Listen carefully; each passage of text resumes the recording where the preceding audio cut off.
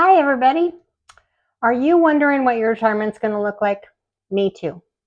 So I wanted to talk to you in this video about what I've been doing for about the last 6 to 8 months or so in looking at how I can design my perfect retirement.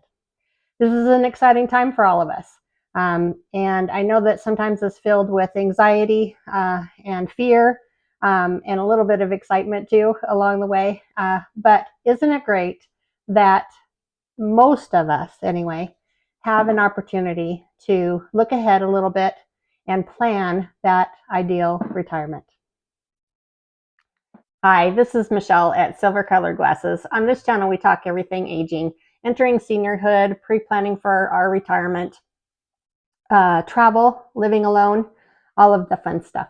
And so today I wanted to talk to you about retirement.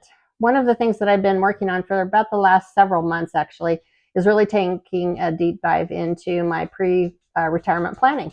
And I'm getting excited for that. My hope is to retire in about 5.5 years or so. I'm 59 now. And so I'd like to retire by 65. I had hoped to retire by 62, but I want to make sure financially that I'm ready to do that.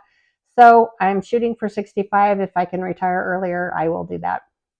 But I've really entered this phase of planning for my retirement with some mixed feelings, because I have to tell you, I watched my parents really struggle in the beginning with their retirements, with the finances, and then they ended up moving into, after several years, a new phase of lots of fun and joy, and they just ended up absolutely loving their retirement. I decided at that time that I was going to take the time to design my ideal retirement when I had the opportunity. I know that some of us don't have that opportunity. I know that with my dad, but also with several of you, that you have not had the option, either due to health reasons or forced retirements or terminations and things like that, that you didn't have that opportunity to pre-plan. And I know that must have been extremely stressful for all of you. And you know, that's not taken for granted for sure. Those of us that have the opportunity to pre-plan, I wanted to go over some of the things that I have learned, some of the things that have worked for me in terms of planning my retirement, to the point that I'm really excited and looking forward to that time in my life. And so 5 years can't come fast enough as far as I'm concerned. So, you know, I would love to hear from all of you about where you're at with that part of your life. You know, what you've been doing, what's been successful for you, what you're looking forward to, because, you know, I feel like that's the time of our lives where we really have the opportunity to, you know, focus on ourselves, but also a lot of extra time to spend with family, with grandkids if you have them, with kids, with friends, and other family members, and really just to do things that we've been sort of putting off for a while we were doing other things, while we were in our work life and raising kids and things like that.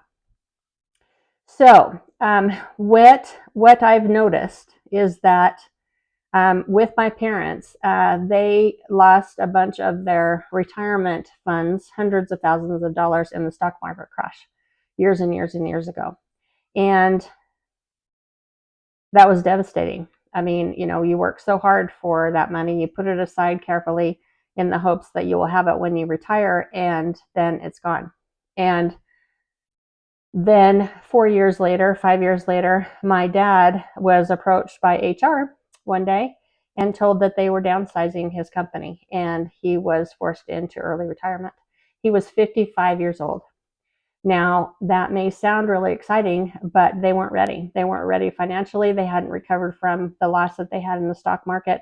And so that was a really scary time for them. He also wasn't ready just personally to retire. You know, for him, work was his identity. And knowing that he had nothing to do, that he had nowhere to go, and that he had lost that part of his daily schedule. And, you know, he loved his job. And so not to have that anymore was a huge loss to them. So there was also a grieving process that they went through. My mom was still working at the time. But I watched him for the next 10 years go back to work He got a CDL license, went into long haul trucking for a while, drove a bus, did some other things. Not what he wanted to be doing. He found some joy in those kinds of things, but really not what he wanted to be doing. And then an opportunity came along for him to head up a new power and technology program at the local college here in town. And so that opportunity turned into, an income that they could certainly live on, and put away for savings. They also were able to do some travel with the company, but also just on their own on the weekends. They bought a new travel trailer, and we all got to enjoy the benefits of that when we went camping. But they also took it just traveling and had an amazing time and did an awful lot of things that they'd been wanting to do. And then he ended up retiring from that as well. And he was about 70, I think, when he retired fully. And, then they had an awful lot of time. My mom was retired by then too. And they got a lot of time to spend with the grandkids and spend with us and do some more traveling. So I got to see the struggles, but also the joys of that retirement process, and really wanting to take from that what I could around what can I do to plan ahead as much as I can. Now I know things can happen. My dog and my cat are having the zoomies. Sorry if that's loud. They're going around and around. But really taking from that, what I learned from them, what I saw from them, about the good and the bad of that, and really looking at what I can do for my own retirement, what I can pre-plan. One of the things that I realized very quickly is that I was feeling overwhelmed. I was feeling overwhelmed with what I had to learn, what I needed to prepare for, financially, but also personally with, where was I going to live, and could I maintain, and did I need to have a different car, and how was I going to keep myself safe, and all of that. And what I realized is that I had to, for my own peace of mind, break it down into some categories, because that way I could focus on one or two things at a time, like learning about Medicare. Never learned about Medicare before. That's a lot. But if I broke it down into some categories, it was much more manageable. But also I could get excited by each category and by each step that I took in terms of planning. And now I have to say that I'm really at a point where I feel like I have designed, or at least I've planned for, the retirement that I think is perfect for me. And I want you guys to have the same experience. And so that's what we're going to talk about, the four categories, big categories that I separated my learning into, and my pre-planning into, and then some of the subcategories that fall underneath that as well. If we do have the opportunity to plan those kinds of things, what an opportunity that is. I have to say that I have not felt, since I graduated from college, do I feel the sense of excitement that I have now in really looking at the possibility of designing my future, making those choices for myself. And so in looking at those, the four categories that I came up with to sort of break it down a little bit, to make it easier. The first one, financial planning. That's the big one, obviously. Second one was entertainment, hobbies, socialization, things like that. What could I plan for? What could I be excited about? What could I start that would be new? And so that was the second category. Health and fitness was the other category. What do I need to do to make sure that health-wise I can live a long, healthy retirement life in the way that I want to be able to do that. And then the fourth category is, what is it? Home and living situation. And so I wanted to look at that as well. I have made some steps in that direction already, but I think it's certainly something that you need to look towards and be prepared for in retirement as well. So, number one, financial planning. Financial planning is the big one, because there's some things that we can plan for, but there's also a lot of things that are unknown, a lot of things that are going to be new that we have to learn about, and things that we don't always have control over. And so I think that That seems to be the one category, at least for me, but I think also for my friends that I've talked to about this, in looking at what we need to do for planning ahead for retirement financially. So one of the things that I think that is important is to really look at what you already have. Do you have a retirement plan? Do you have a 401k pension plan? Do you have savings? Those kinds of things. That's a good starting point. And then not knowing whether we can really rely on Social Security long term, but short term, looking at your Social Security, you can go to socialsecurity.com, and it will tell you what your monthly payments would be at different ages. And so looking at that, about what age might be the best for you to retire. And certainly the later that you choose to take Social Security, the more you will get per month. And so that's something to really think about. Early retirement is fantastic, but if you're only retiring and your only source of income is going to be Social Security, that is a big chunk of money to be left on the plate if you take it early. Thousands of dollars a month. And so really looking at what age might be the best for you, and doable based on that amount plus what you already have or what you could have at retirement is going to be really important. I think looking at how you want your life to look is also important when you're talking about financial planning. And I'm not a financial planner in any means, and I'm not making recommendations at all. But I think, at least for me, I really wanted to look at, and so giving advice is not what I'm doing here. I want to share with you what I'm doing, what's working for me, what my friends are doing, what my family members that I've talked to about this have done, and so that you can at least have a jumping off place for that.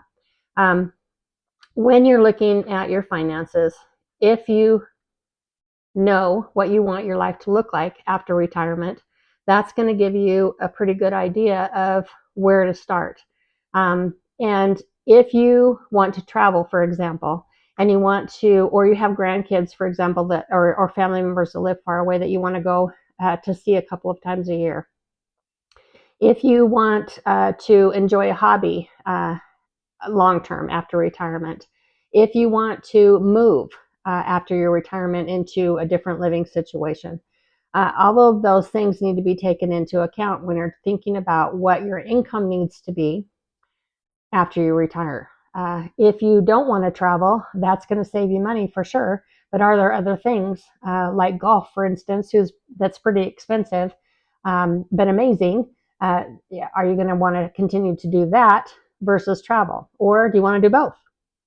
So looking at what you want your life to look like after retirement, figuring out what you might need in terms of expenses is going to be important. And then really looking at your budget right now versus where it can be after you retire. If you have a pension, what is that payment going to look like? What is your Social Security benefit going to look like? And when are you going to take it? What are your investments looking like? Your retirement plans? So that you know what your income's going to be. And then look at your expenses as well.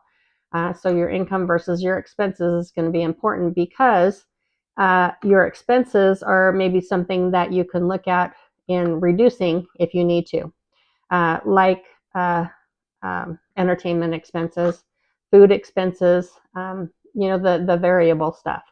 So it's not the fixed expenses necessarily that you have a lot of control over, but it is the variable non-fixed expenses.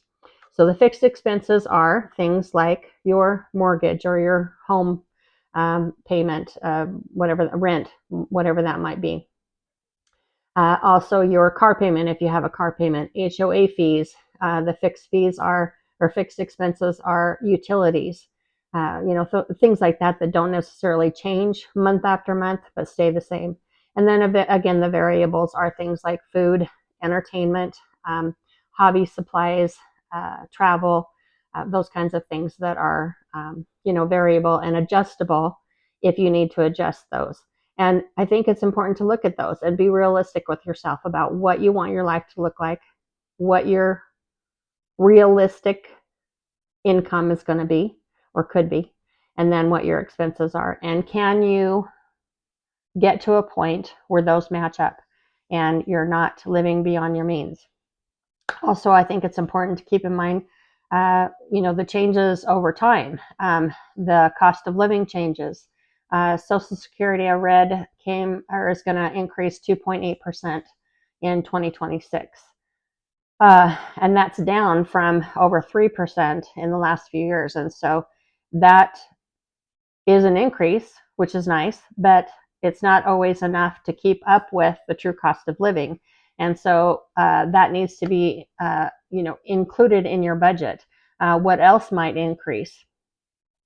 Are there things like, are you going to have to buy a different car? Are you going to have to do repairs on your home? Are you going to have to buy a new water heater or a roof or replace your furnace over that time? Those kinds of things need to be pre-planned for as well, so that you are prepared for those kind of changes. Also, I think too, keeping in mind about insurance as well. So when you're looking at insurance, if you're working at a job with an employer that offers insurance, they're paying part of that or all of that sometimes for your insurance. Once you retire and you decide to go on Medicare, if you choose to do that, that is free in the beginning if you live in the United States. But that only covers major medical stuff. It doesn't include routine health care. And so getting routine health care covered is going to require you to invest in Medicare Part B plan. And that costs about, I think they said $206, a little bit over $206 a month in 2026. And so that will go up as well. So you need to think about, how is that going to increase over time? Excuse me. That also doesn't include Part B, includes the routine care, but it doesn't include eye care, dental care, hearing aids, things like that, prescriptions. It doesn't include any of that. And there's a yearly deductible with Part B. So that needs to be included in your budget as well. Also, I think, you can look into some sort of gap plans, the Advantage plans for Medicare. I think it's Part G that covers prescriptions. And so all of that adds up. It looked like about, for me, if I took the regular Medicare, added Part B, and then added supplemental plans to include prescription plans and factored in the deductible, it was going to be about $500 a month for me, which is about what I'm paying now. But I won't have an income then, or at least a work income. So those are things that I think that are important that you look at as well. I think also life insurance, car insurance, home insurance, all of those kinds of things will go up over time, but they're also required things or things that you need to be thinking about in terms of some of your fixed costs and what those might look like going forward. What kind of pet care are you going to have? Not just entertainment, but what kind of pets do you plan to have in the house? You need to be planning for their care, both short-term and long-term as well. Also, please, please, please make sure that you have an emergency fund. Even, I think that they say 6 months now of income for a fully funded emergency plan. I don't have that nearly that. However, I do have a good emergency fund, and I feel good about it. I feel like I could cover a transmission going out in my car or some major home repair or some sort of health emergency if I needed to. And so I'm working on that, or working up towards that, hopefully by the end of the 5 years. But I think it's really important. You're going to be on a fixed income once you retire for the most part, and you've got to be able to cover some sort of emergency situation, and those happen all the time. And so we have to have some emergency money around. And then I think, too, I think it's important not to have any debt if you can help that going into retirement. I know that some of us have some things going on that just aren't going to be paid off by the time that you're retired, but the less debt that you have going into retirement, the better. And so I think that that's something that should be really focused on if you're planning for your retirement ahead of time, if you had that luxury to do that. I plan to have no debt when I retire. And what that's going to mean is that I pay off my house, which is my last debt. And I am doing extra payments on my mortgage right now. I got a 15-year fixed mortgage when I bought this house a few years ago. And I'm really glad that I did that. My plan is to have that paid off by the time that I retire. So I won't have a mortgage. I don't know about a car payment. I am struggling with that, I guess, a little bit at this point. My car at this point is a 2001. And so it's a very old, sorry, not 2001, 2011. And so it's an older car. It still is running great, doesn't have a lot of great, huge miles on it. But I know at some point that's not going to last me until 85-ish or so. And so I'm trying to decide whether or not to purchase another car at this point, wait until retirement, but I don't want to have a car payment. And so I think what I've decided to do is just put that money away that I would be putting towards a car payment right now while I have some income. And then at the time of my retirement, purchase a new car with cash, because if I purchase the car now, it's going to be 5 years older by the time that I retire. And then still looking at hopefully another 20 years or so of driving. And so I want to make sure that if I buy something with the hopes that it might last me. So I think that that's what I'll do, is just open a savings account and put some money in, just as if I were paying a payment right now, and then I can pay cash for the car, hopefully. So that's the plan. No mortgage, no car payment, no debt when I retire. And then I can feel like I'm comfortable with the investments that I have at this point. I have a 401k at my employer, and with Social Security. So that's the plan financially.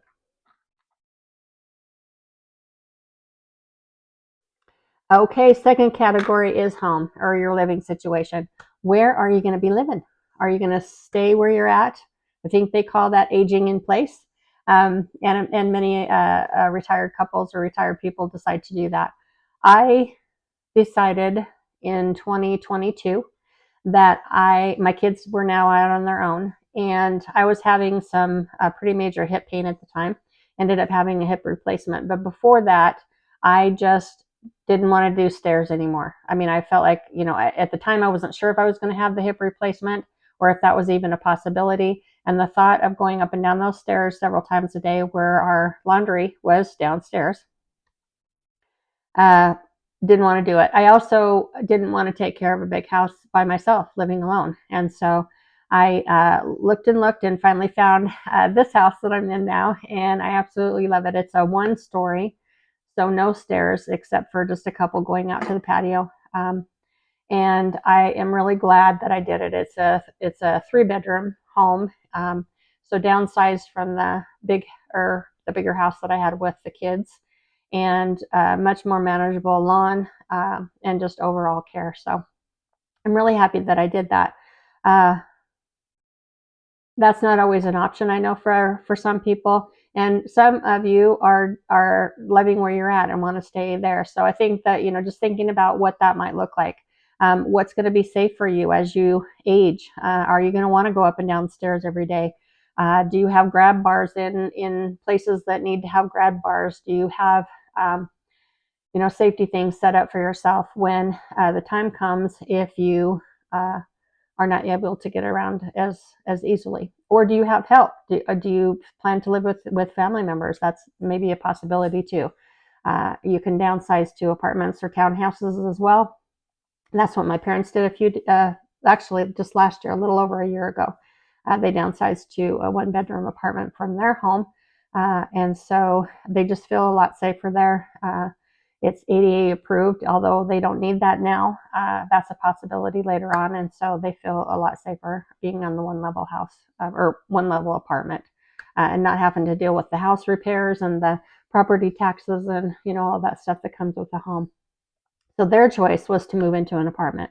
Are you planning to move to a different state or a different country after you move? What's going to be your living situation? And what's that going to look like income wise, but also safety wise, social ability. Are you going to have neighbors? Do you not want neighbors? Is your family going to be close, or grandkids? Where are they at? All of that kind of stuff are things that I think that, it's important to be thinking about in terms of planning for your overall retirement.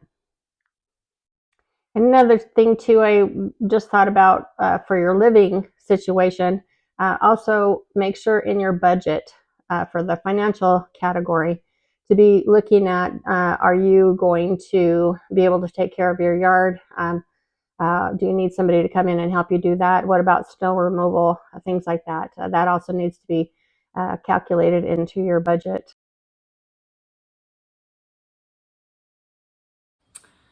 I just videoed 20 minutes with no audio. The joys of learning how to video yourself. Anyway, third category.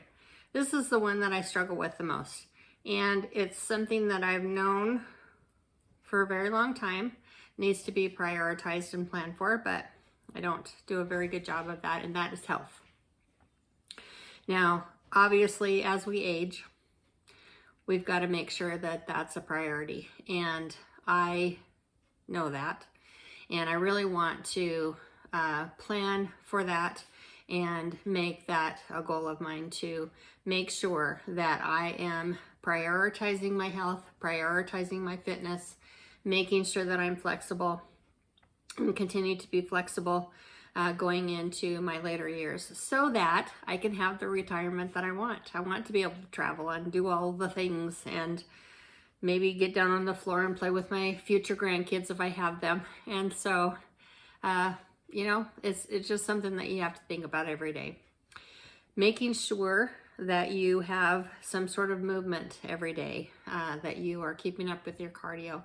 Making sure that you have some strength training built into your fitness routine so that you can have strong bones, and making sure that your flexibility is maintained. You don't want to get stiff and not be able to bend down and get down on the floor, or get up off the floor if you fall, for goodness sakes. My ex-mother-in-law got sick, and she lives alone like I do, and she was so weak, and one day fell down on the floor and was so weak that she was unable to get back up off the floor. She had a medical alert tag, but she didn't have it on because the battery had run out. And so she didn't have any way of getting a hold of anybody down on the floor. She finally inched her way after several hours on the floor by herself up to the couch, and was able to get a hold of somebody. That's such a scary scenario, and we all hear about it all the time, I'm sure. So, making sure that you maintain that, making sure that you don't have unexpected falls is going to be big going forward. And so that's something that I really want to prioritize. Your diet, what you're eating every day. Is it healthy? Is it helping you maintain your health going forward? Also a big thing as well. Sleep is another thing. Making sure that you have a good sleep routine, so that you're feeling energized and feeling good during the day as well. I think, that is such a big thing in our lives, and sometimes life gets ahead of us and we forget that. And I know that I have not prioritized that in my life, but I really want to have a retirement that is full of experiences and full of adventure, and that I feel good and that I live well and have a good quality of life throughout the rest of my retirement. So that's going to be a big priority for the next 5 years as I'm designing my retirement, to make sure that I can maintain my plans and maintain, you know, my lifestyle and my quality of life as I go forward. And then the last category, we made it finally to the end. Last category is socialization and activities. That's going to be a big one too, I think, in terms of back to the Blue Zones information that I've been watching, is that they feel like one of the trends that they've identified is that those that are in those areas in the world, one is in Japan, Okinawa, I believe. One is in Costa Rica. One is in Greece. One is in, I want to say, Loma Linda, California. We have one here in the United States. And I know that there's a couple of others, but I can't think of them off the top of my head. But one of the other trends that they have noticed, in addition to activity, daily activity, and diet, is socialization. And in those areas, the people that live the longest have a daily routine of spending time with their family. They incorporate that into their meal times and into, you know, just their daily living. They walk down into the town squares and spend time with friends and family, and have, you know, daily activities that they engage in with other people, and that's such a big part of maintaining a healthy lifestyle. And so I want to have that in my life as well. So pre-planning for that means that I want to look at what I want my life to be after my retirement. That includes travel. That includes where I'm living, so that I can be close to my kids and to my extended family. I want to make sure that I maintain my friendships. I have friends that, a friend group that I've had since I was in middle school. Some of them actually are from grade school. And so I want to make sure that I maintain those, my new friends as well, so that I have, you know, people that I can spend time with after my retirement. I want to include them in my hobbies and meet new people after I retire as well, to make sure that I have, you know, a good social life. I am an introvert, so I tend to want to stay home. And so I have to plan those, pre-plan those times of socialization ahead of time.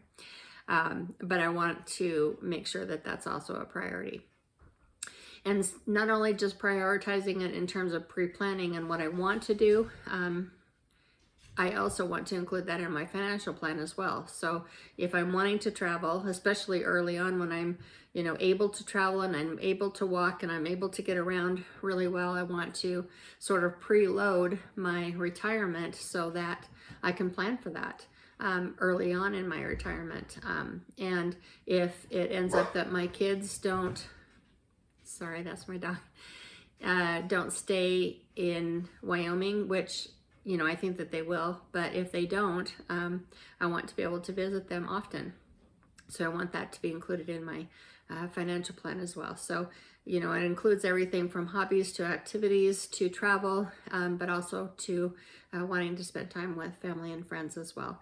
And I think that's such an important part of your retirement planning, that kind of, you know, encompasses a whole bunch of those different categories as well. But what do you want that to look like going forward? Okay, so now you've heard my 4 categories and some of my thoughts about pre-retirement planning. You know, what are your thoughts about that? What are you planning for? What are the struggles that you're having in terms of those 4 categories or other categories that you've come against? Please let me know. I would love to hear about that and have a discussion about that. I am planning to get my ducks in a row over the next 5 years. That's my plan. And I cannot wait. I cannot wait to have the my time back. I cannot wait to be able to design my days exactly the way that I want to. And I hope that some of these ideas or thoughts might encourage you to start planning ahead a little bit too, or to change your plans, or to include some of those into your planning, so that you can design the ideal retirement that you've always hoped for as well. So let me know in the comments where you're at and what you're struggling with, and I would love to hear all of that. Thank you so much for joining me today. Please, if this has been helpful, please think about subscribing. I would love to have you return, and please watch the next video. Thank you so much, and I will see you next time. See ya.